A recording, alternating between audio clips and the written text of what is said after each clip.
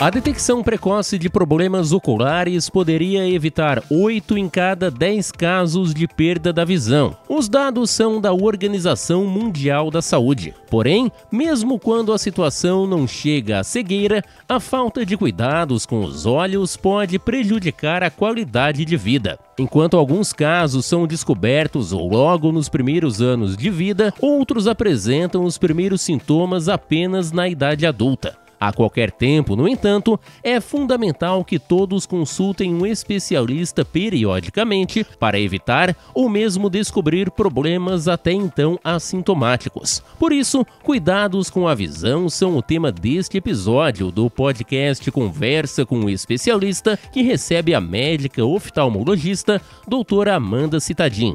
Doutora Amanda, quais são os principais problemas visuais que você atende diariamente no consultório? Então, a maior parte são os erros de refração. O que é isso?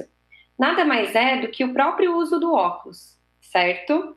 Então, existem os graus mais comuns, que são a hipermetropia, a miopia, o astigmatismo e a presbiopia. A presbiopia é aquela que começa com a dificuldade de perto, depois dos 40 anos.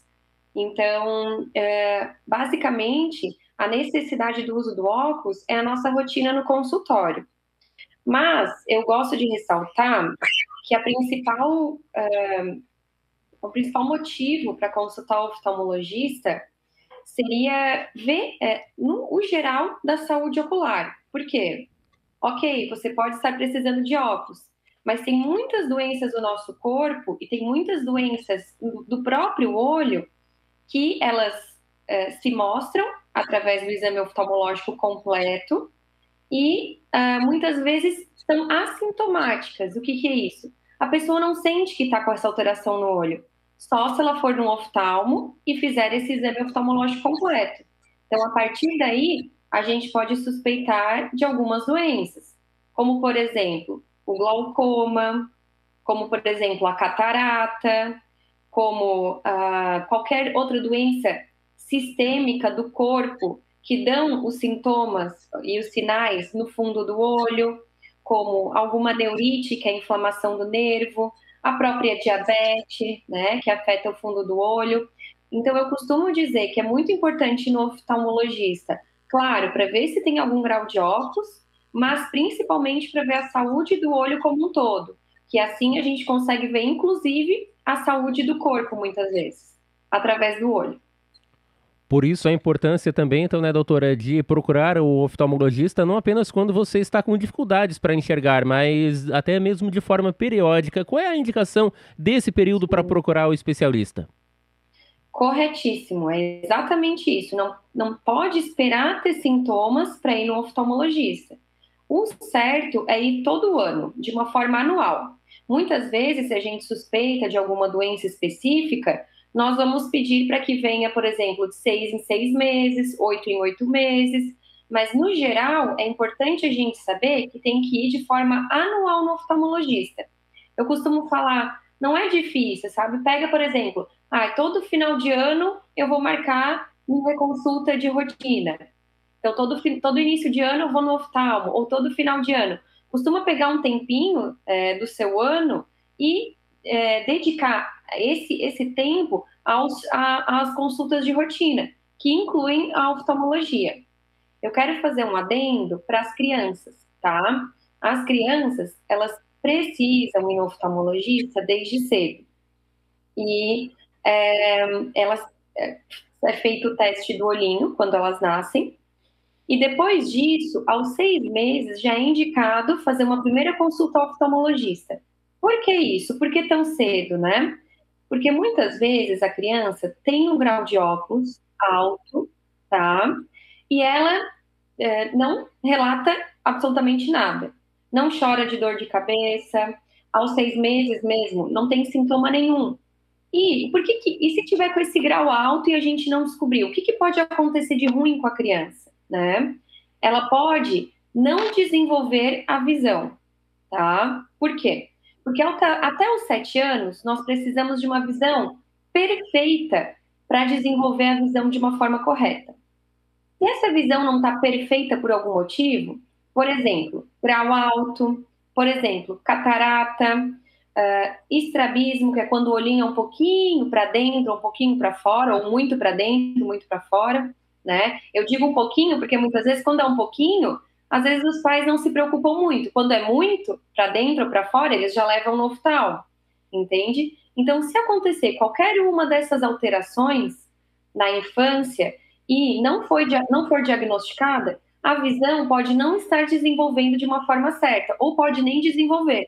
E muitas vezes a gente descobre isso só lá quando a criança já está indo para a escola, que não consegue enxergar no quadro, que muitas vezes isso é com 8, 9, 10 anos, e daí não tem mais o que a gente fazer para voltar atrás, entende? Não tem como a gente voltar no tempo e tentar fazer essa visão se desenvolver de uma forma certa.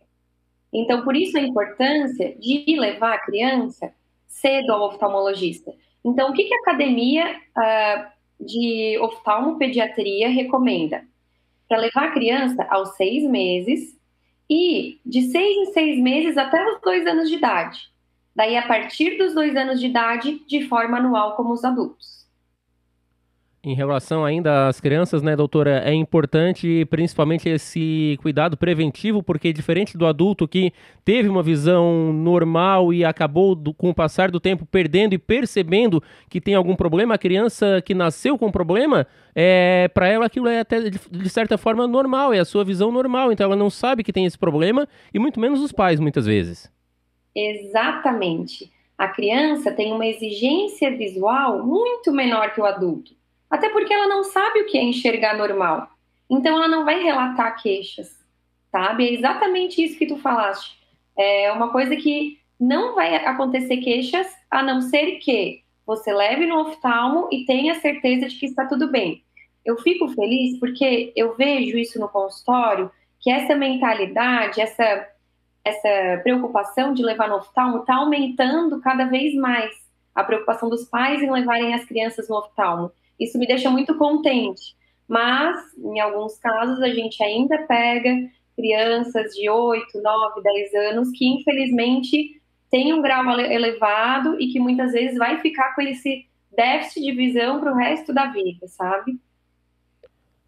Independente de criança ou adulto, doutora, sobre esses graus mais elevados, é possível que em algum desses casos nem mesmo o óculos consiga corrigir pelo menos toda a situação? Então, nas crianças, se ela tem um grau elevado e até os 7 anos não é corrigido, a gente pode colocar o óculos a partir dos 7 anos, mas na maior parte das vezes, a visão não vai chegar a 100%. Ela já vai ter um déficit visual que a gente não consegue voltar atrás. Já nos adultos, se o grau começou mais tarde, os adultos, e não tinha nenhum grau alto até os 7 anos de idade, ele já tem uma visão desenvolvida de uma forma correta, digamos assim. Então, o que ele vai ter de sintomas, né? Se ele tiver um grau alto mais para frente, ele vai ter uma dor de cabeça, vai ter baixa de visão, né? Aquela dor de cabeça da falta de óculos, eu costumo explicar que é aquela dor de cabeça mais no final do dia, né? Trabalhou o dia todo, cansou o olho o dia todo. Essa dor de cabeça vem mais no final do dia, mais na parte da frente. E corrigindo com óculos, os sintomas melhoram, sabe? Então, e criança já não. Se até os 7 anos teve o grau elevado e não foi corrigido, a gente pode até colocar o óculos, mas a visão não vai chegar a 100%. Outra coisa que eu gostaria de falar, tanto em adultos como crianças, é o uso dos tablets, dos smartphones e o uso excessivo da televisão. Eu acho que é um assunto importante. O que tu acha? Com certeza, até porque cada vez mais as crianças de idades menores estão muito cedo nas telas e, em alguns casos, por muito tempo durante o dia. Isso de que forma que pode prejudicar não apenas nas crianças, mas nos adultos que trabalham no computador o dia todo também? Exatamente. Então, assim, o que tem se visto em relação a essas telas, né? Vou começar por criança. Criança, ela pode desenvolver a miopia. Então, hoje em dia, no mundo, tem-se a tendência, se chama uma epidemia, entre aspas, de miopia, tá? Por quê? Porque as crianças estão desenvolvendo muita miopia, que é a dificuldade de enxergar de longe. Por quê? Porque elas estão ficando cada vez mais nos tablets. E os tablets, eles aumentam o risco dessa miopia.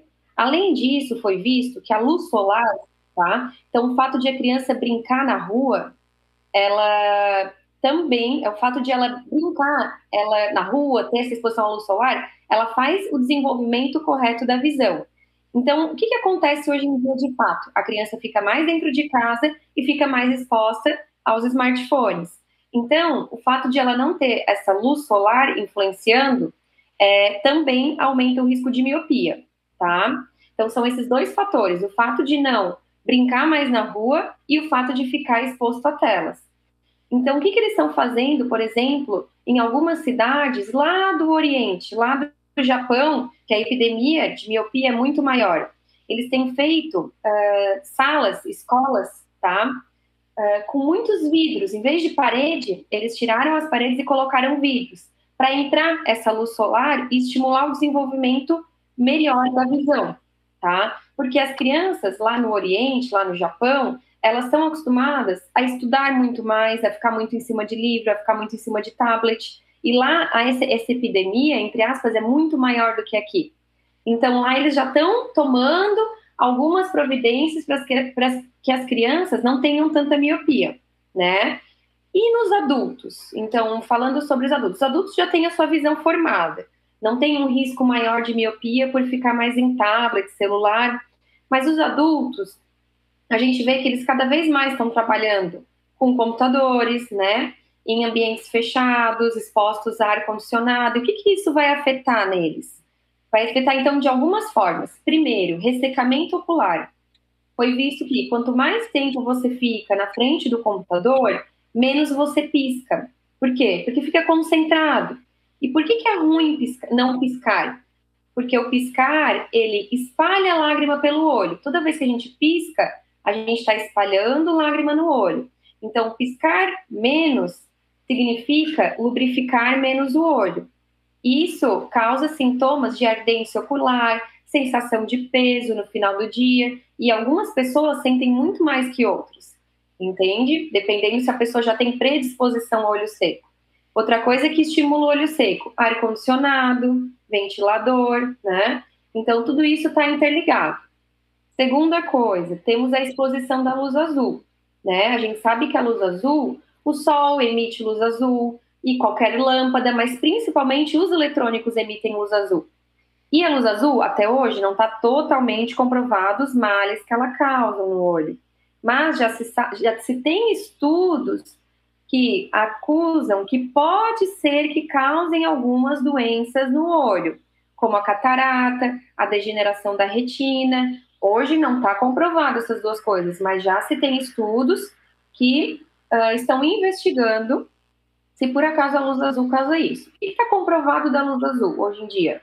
Que a luz azul age na melatonina, tá? A melatonina é um hormônio que regula o nosso sono e vigília. O que é isso? A hora que a gente está dormindo e a hora que a gente acorda.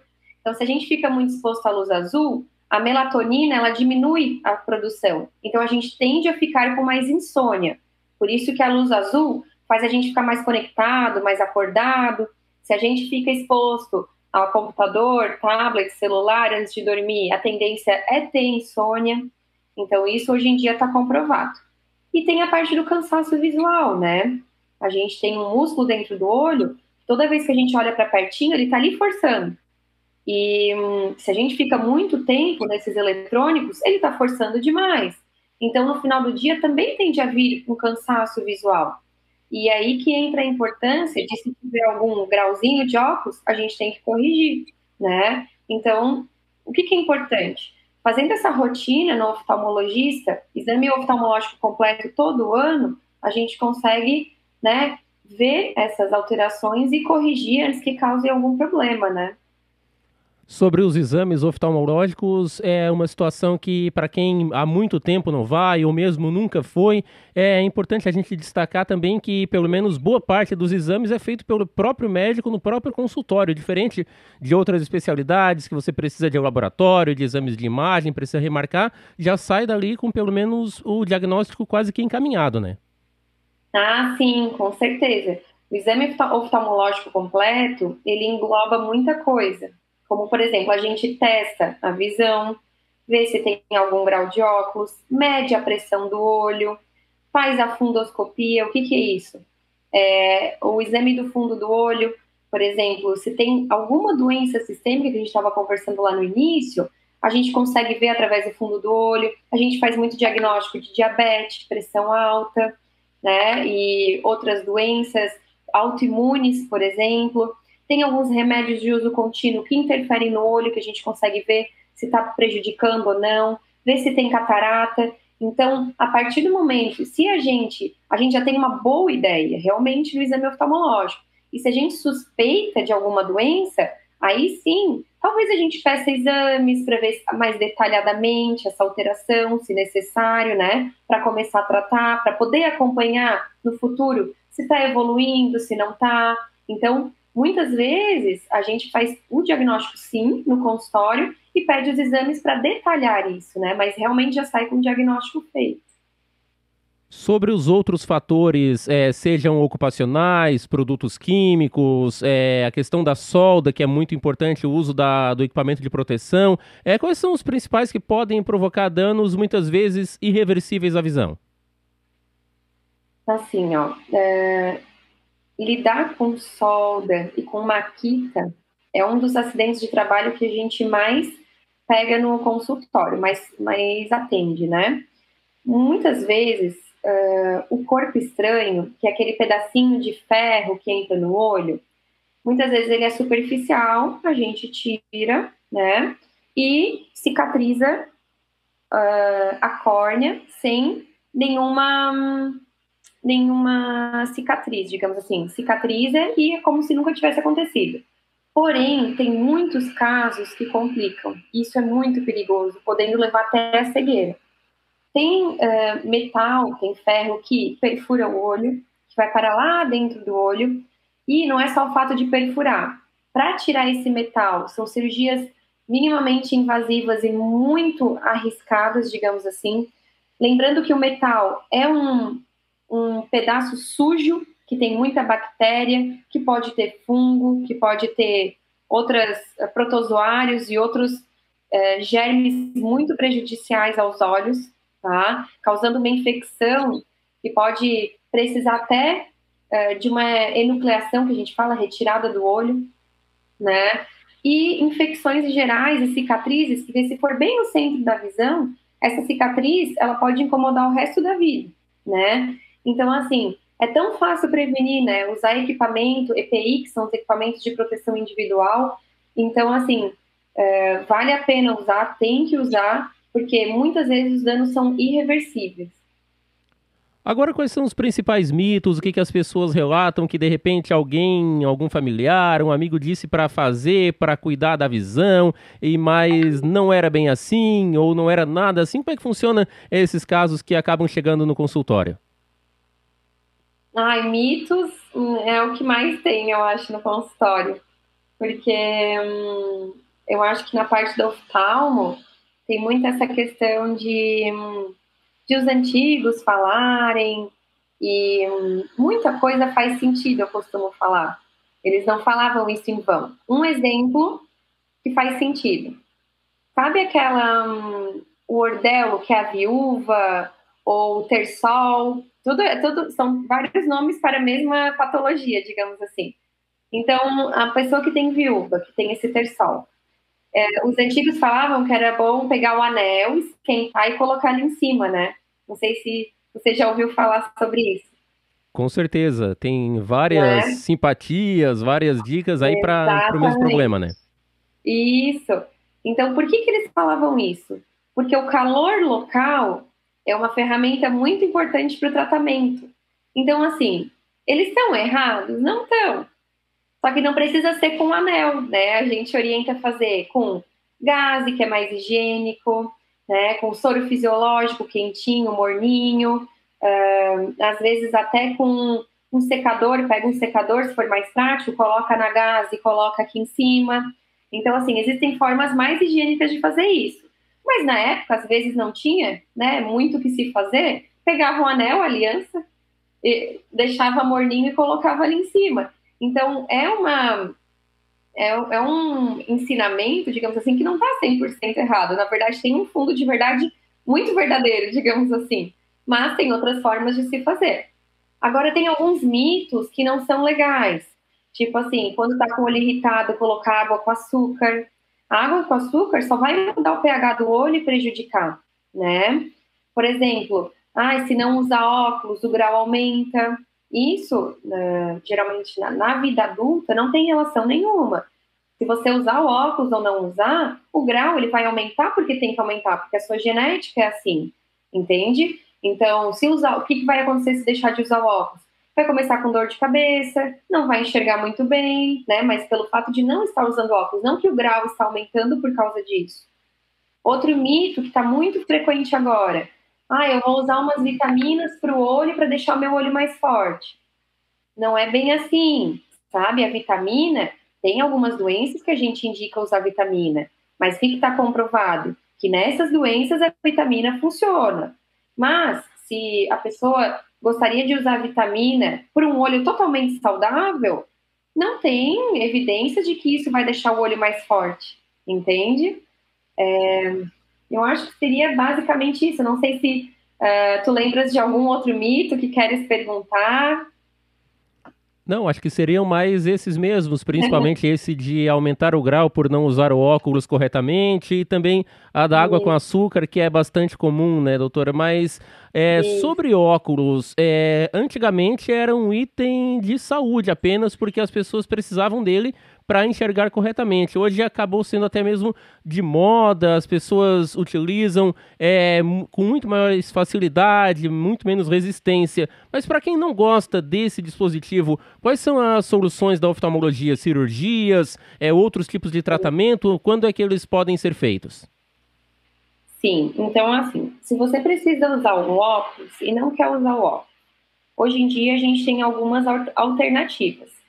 Claro que essas alternativas são muito individuais, nem todo mundo é candidato a essas outras alternativas, digamos assim, por isso é muito importante passar num exame oftalmológico e avaliar qual seria o seu caso. A gente avalia de uma forma totalmente individual, através do exame no consultório, e muitas vezes nós precisamos fazer exames de córnea mais específicos para saber se você é candidato às outras opções. E o que são essas outras opções? Então, começando pelo óculos, né? Segundo, lente de contato, né? Então, lente de contato, existem as lentes de contato gelatinosas, as lentes de contato rígidas, e cada caso é um caso. Nós precisamos avaliar a curvatura da sua córnea, ver qual se encaixa melhor. Por exemplo, existem as lentes de contato, as asféricas, que são as lentes que corrigem a miopia, a hipermetropia. Tem as lentes de contato tóricas, que são as lentes que corrigem o astigmatismo. O astigmatismo, ele precisa ter um eixo correto de ser ajustado. Então, a gente precisa que a lente fique exatamente no lugar certo, que seja 180 graus, que seja 90 graus, enfim. Então, é mais minucioso. Nós precisamos colocar a lente, ver no aparelho da lâmpada de fenda se a lente está bem posicionada, porque se ela estiver girando, a visão já não vai ficar legal. E temos a terceira opção, que é a cirurgia, né? Dentro da cirurgia, temos a opção da cirurgia refrativa, que é a cirurgia laser, né? E temos a opção da cirurgia que corrige o grau através de uma lente intraocular. Então, o que é isso?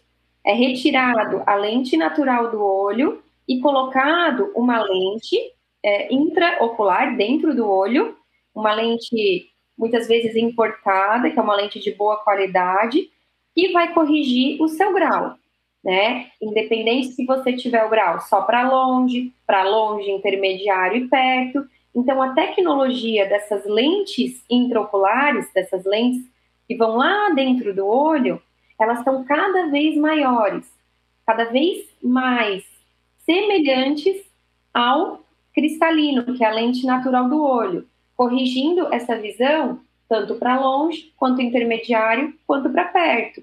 Porque antigamente, por exemplo, existia lente que colocava a lente do olho e que se corrigia para longe.